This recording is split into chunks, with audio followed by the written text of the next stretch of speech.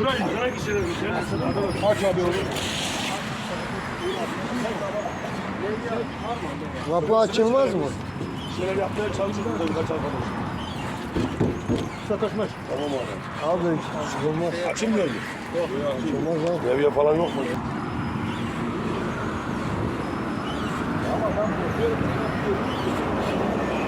Ya şimdi ellemeye mi çalışıyorsun? Bir yere kırırsa olmaz.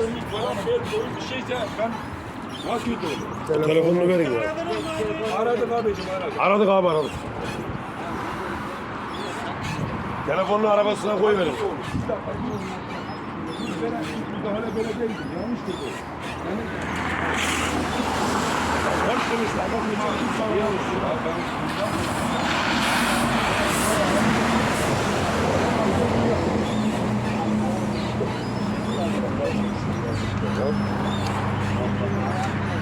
Usta ellemeyin ya. Bak bir yeri kırık olur ha.